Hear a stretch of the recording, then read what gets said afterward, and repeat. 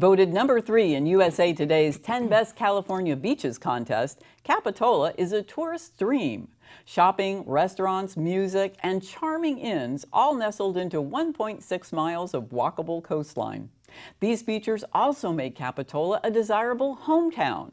Today, Capitola Mayor Stephanie Harlan is here to talk about the end of the Begonia Festival and what that may mean for Capitola's tourist-centric economy, progress on the new library and the Rispin Mansion, work on the wharf, changes in store for the very dated Capitola Mall, and more. Stick around.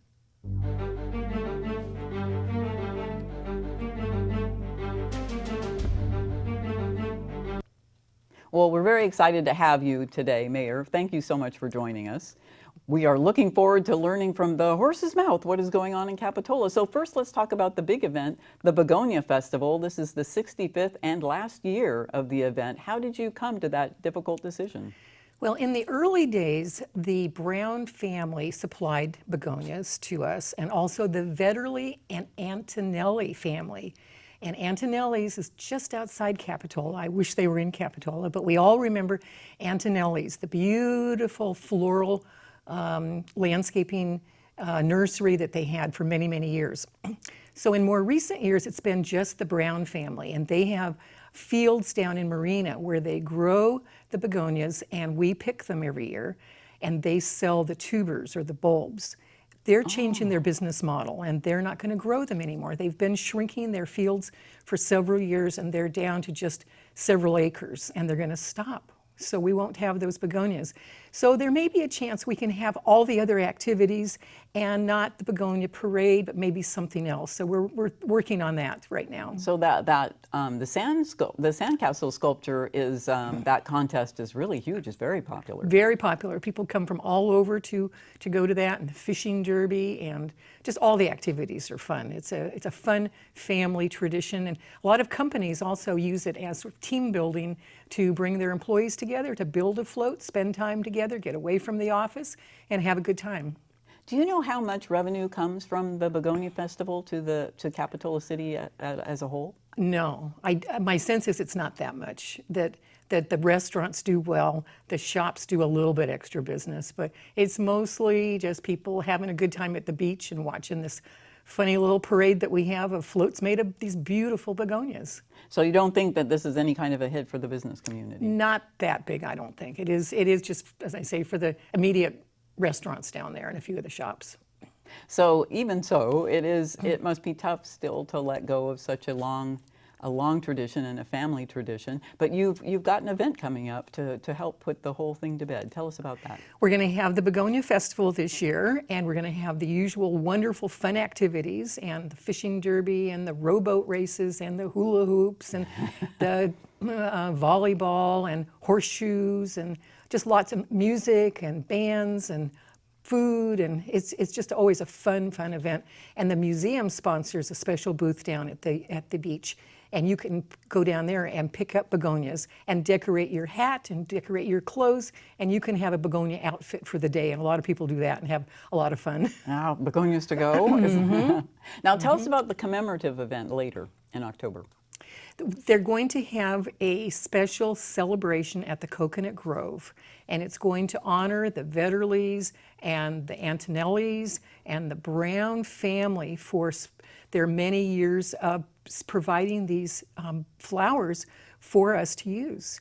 So it's going to be the end of an era, and we'll see what comes up next, but it should be fun, a really fun evening, and the public is invited, and we hope to have a lot of old-timers there, and a lot of history will be made to celebrate. Wow, that sounds like an excellent and appropriate end. Now, just up the hill from the Begonia Festival is the Rispin Mansion, and that's another project that people are most curious about. So it just has such a long and interesting history. Can you tell us a little bit about the mansion? The city bought it when I first got on the city council in 1984, and we didn't know what we were going to do with it. We thought maybe we'll turn it into child care center. That was big in the 80s. Child care centers, we need child care centers. Maybe arts center, maybe something like the Cessnon House at Cabrillo College, with the downstairs being available for use by the public to have public events, and upstairs could be rented as they do at the Cessnon House. We had all sorts of ideas, and we just never got busy to do anything with that. We were so busy developing 41st Avenue for a revenue stream. So it was just on the back burner for years and years. And then we had some developers that were interested in doing a bed and breakfast, and then that just didn't pan out, and that went on for years and years and years.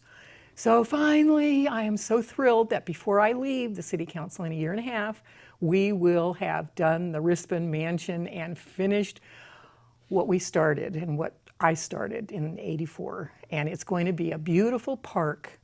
The building is there, it's sealed. We put a new roof on it, we painted it, it looks good.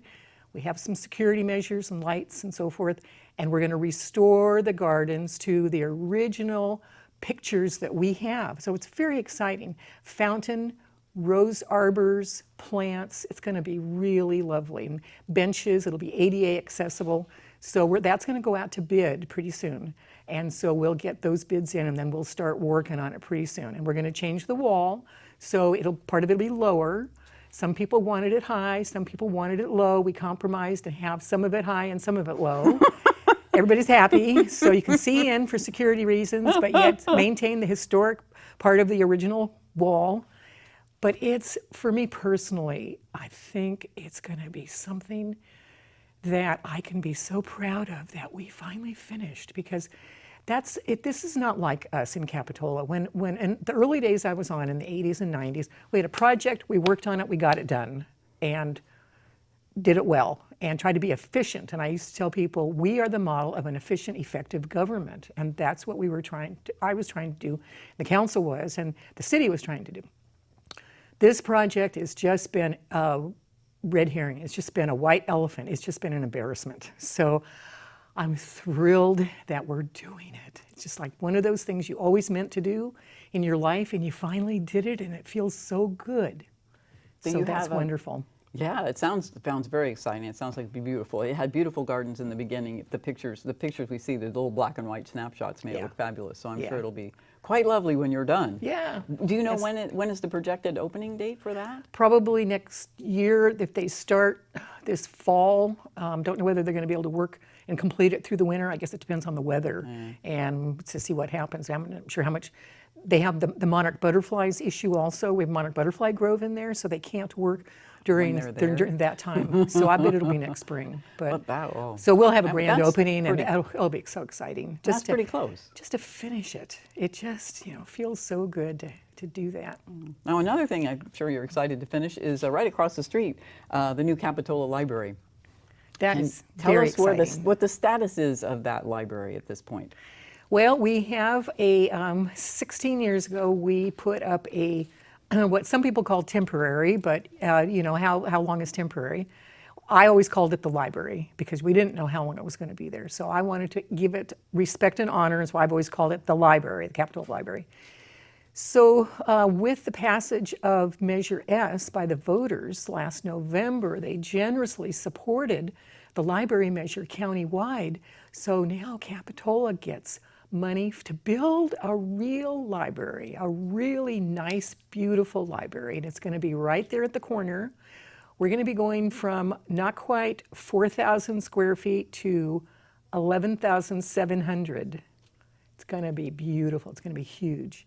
And it will be well used by the community. About a third of the patrons right now are from Live Oak. A third are from Soquel, and a third are from Capitola. It's the busiest library in the county, isn't it? No, not quite, but it's much busier than they ever planned for, or they ever thought. People go there and they drop off books and pick up books while they're going shopping or going to the doctor or the dentist or an errand or something like that, and it's just a convenient location people have found. So we'd love to tie that with the Rispin Mansion, but we have a Wharf Road in between, and so we haven't quite figured out how we could do that safely and get people to use them both. Check out your book, over to the library, go over to the park at the Rispin Mansion. Yeah, read in the park. So we're going to have to work on that intersection, do some serious intersection work so people would feel safe crossing that. Maybe a bridge. But we're still in final design preparation for the library. We've had several public hearings.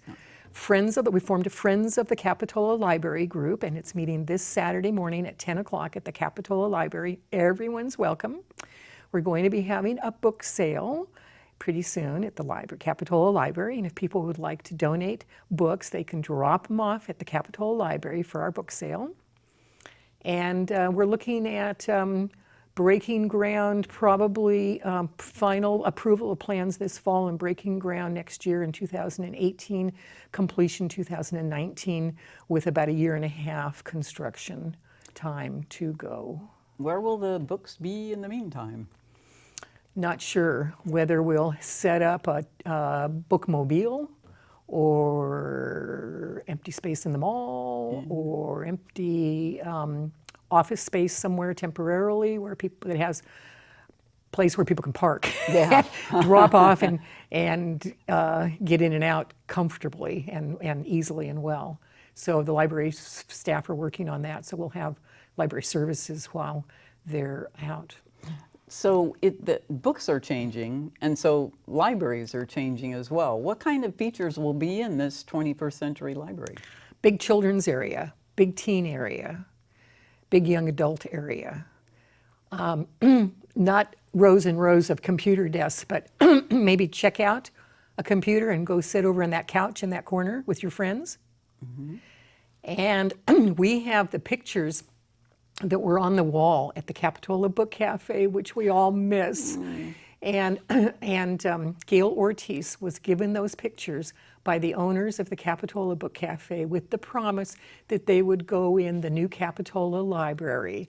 So we're going to create maybe a little corner in honor of the Capitola Book Cafe.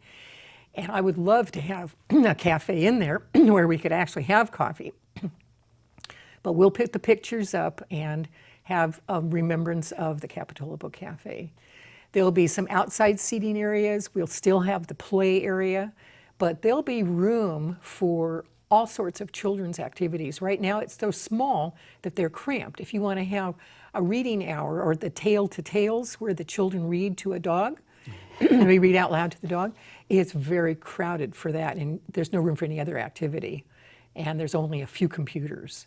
And they're finding that computer use is very popular, very popular. Sure. But so are reference, people come into the library for reference materials, and so it's going to be more like a community center than the old-fashioned traditional libraries. This is going to be a place where kids come after school to gather, do their homework, look up stuff, and have fun.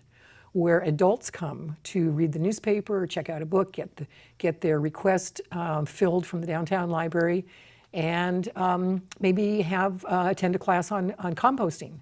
It's the kind of place where we can have activities there to bring the community in, and that's what they're finding nationally is very popular. At last year's League of California Cities annual conference, the keynote speaker used to be the governor. The governors haven't come for a few years, but these are all the cities, 457 cities in California. This is their professional organization. They come together for their annual conference. The keynote speaker was the California State Librarian. He was brilliant. He was absolutely brilliant and fascinating. He used to be a reporter. He used to be a newspaper reporter. He knows what questions to ask, and he said that the library system in California is being turned on its heels. It's just, really? they're becoming different kind of places that reflect the community. So if we have a lot of moms with toddlers in this tot lot, maybe we want to have a bigger tot lot. Maybe if this is the library where the moms and go to play in the tot lot, maybe that's what we should do a little more of. So you reflect your needs of your community. So that's what we're doing right now, is working with people, and we want them to get engaged and tell us what they would like in the library. Well, that's good to hear. It sounds very interesting, this library is reflecting the community rather than just being the repository of books. And it's exciting that in a place like Los Gatos, after school, you see a couple hundred kids walk into the library. That's pretty cool. That's very exciting. They're embracing it because it's a fun, colorful place to go. And it's a place where they can go do their homework and study. And yeah, sounds like a great project. Yeah. Well, I'm going to move you down to the wharf where there's another great project, a lot of construction going on. And it seems like the winter storms took quite a toll on the wharf, and now the floating wharf is out of commission. Please explain what the floating wharf is. Well, when you go out on the wharf and you want to launch your boat, you can take some stairway down to a floating dock, and then they'll launch the little boat, and then you have to get on the boat. You could get on it on the hoist and ride down, but most people, they carry their cooler and walk down. So they have to walk down the gangplank and then get on the boat. And we put that in the water every year, and then we take it out for the winter because we don't want in the winter storms it could get broken up and break the wharf. So we lift it up and put it down there. So when we put it in this year, a couple of the steel pilings that are anchored to the ocean floor had broken off. So we had to order new ones. And when they came, they weren't the right ones, so we have to order them again. Oh. So the boat business out there is kind of out of commission right now, which is too bad, because a popular part of their business is that people usually sail down the coast, moor there, and then they call up. In the old days, I think they used to raise a flag, and before cell phones, and then a little dinghy would go out and get the person, so they could come and have a meal on the wharf or in the village, or take a shower, because we have the outdoor shower. Or hang out for the day, on land, and then the boat would take them back out. So boats can moor there, but they don't have access to the wharf right now. Yeah, now if they don't have their own dinghy, they're kind of just swimming in. But we're going to be looking at the wharf to do a big remodel of it, because we want to protect it and save it. Every year we lose a little bit of it, and we've had consultants that have said you need to raise it so it'll get it out of the wave action. And so we just have to decide how much money we're going to spend and exactly what we're going to do. But it'll be great. And we want to change the restaurant out there so the whole restaurant has an ocean view. Right now there's only 2 sides that have an ocean view, but we're going to remodel that so that everybody out there can have an ocean view looking outside on the ocean there. Wow. So that'll be nice. That's interesting. So do you have drawings of that or anything? So, Is that just kind of an idea that's something you're headed for? On the list? Yeah, on the list of things to do. So a project like that, is that like, how do you change the wharf? Is that years? You build one next door, or you? We're going to shore it up, I think. I think that we're going to add some pilings to it, some piers and pilings to it. Because there's some places where we only have 2, and it would be better to have 3 or maybe even 4. And then one of the engineers that we talked with said you might want to widen it a little bit, because if you widen just a little bit, you can get that 3rd or 4th piling in there to have that a little bit more structurally sound than just having 2 on either side. If you get that 3rd one all the way down, then it's really stronger. So I know Santa Cruz is talking about really widening theirs, and a big plan. Ours would be probably pretty modest and pretty small, because it's expensive when you do anything out there. But we'd like to add another bathroom at the foot or the base of the wharf. And we had plans for that years ago, but it never happened.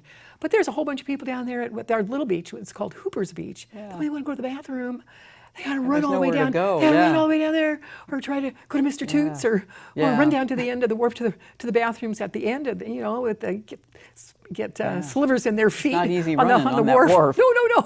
No. So watch out for the fishermen. So we really need to do that. We have plans for it's just sitting there. We just haven't done it yet, but that'd be nice. Well, that would be nice. So one of the things that you can view from the wharf is a little bit of village, and then the cliffs along Depot Hill. And if you view them now, you can see that there's quite a bit of escarpment there. What are you thinking about that? Well, every year we keep a really close eye on that. And some years we lose a little bit, some years we don't lose anything. With this terrible winter, we lost a lot up there, as everybody did in Santa Cruz County. All the roads and all the slides was tremendous in Santa Cruz County.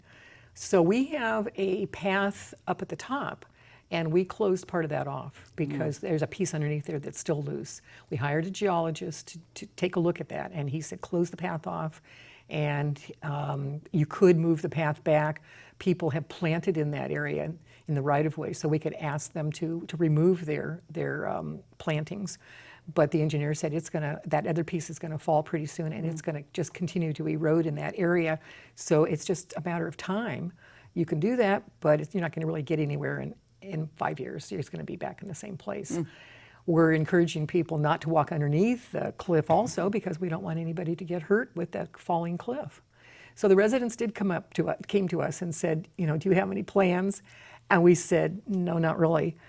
There was plans years ago for the residents to shore up the cliff, and the city said they would participate to a small degree. They never contacted the Coastal Commission or submitted an application to the Coastal Commission.